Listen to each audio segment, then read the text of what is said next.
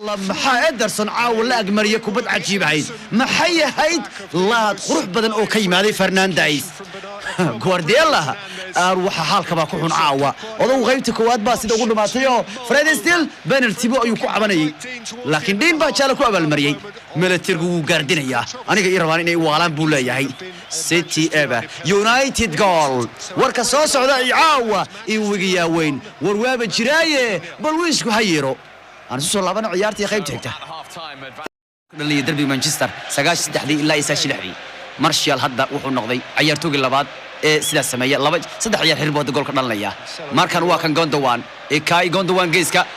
فيليب فودين أوه سيف ماستر سيف عنق معها كور وائل بكوينه وحوكو قبي كتر بدوين والله ويل كباب غوارديولا فيليب فودين أيه دربد وين كعيا جولك الله محي هاي دربد وين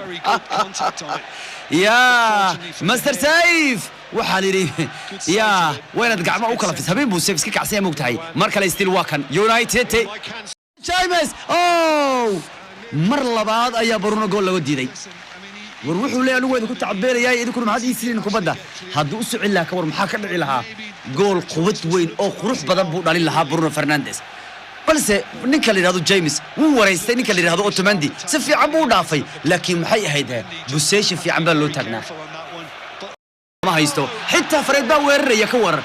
wallahi James bana loo dhigay laakiin gool hayba celiyay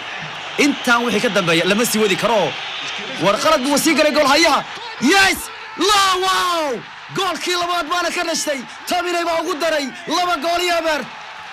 الله محاعو لغو راحيستي كوان الله محاعو كوان لغو باشالي مانشستر يونايتد والله يا محمد إذا قرب كل لغو هيسكرين خلد وسما يا أندرسون بارا لغو عليي وحكلو ويان سولشار سلام بو غادر يا أضغو عاو يا غاي مانشستر يونايتد والله برهان تدواك علي مانشستر يونايتد ويقرع سيتي مانشستر يونايتد ووحكله مانشستر يونايتد ugu dambeyntii waxa ay tahay ridkii laga cabsanay waa guudkii laga cabsanay ashayaadiin xumraa laba gool iyo barcaawa ya laba gool iyo warbaa la geeyay caawa City qaladka fiiri gool haya City Ederson wax ka qalad badan Premier League lagu hayo bariyahan isaga baa dhiibtay kadib waa lagu soo waa laga dhaliyay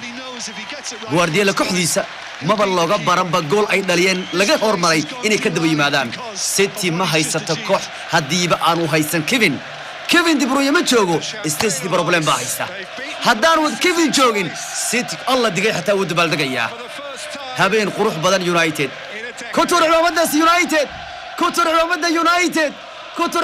United waxba laga ma qaban karo kooxdan wallahi ninkii waxaan ku sheegayaa ninkii Manchester waradu u malaynayo Manchester ku orod baahan libaax khoyay bisad hamoodin Manchester tan ku aragtay in karwa hal lagu habaaro United tan waa habeen ay tahay Guardiola kubad uu ninkan soo qalday budhag ku sii ka war Manchester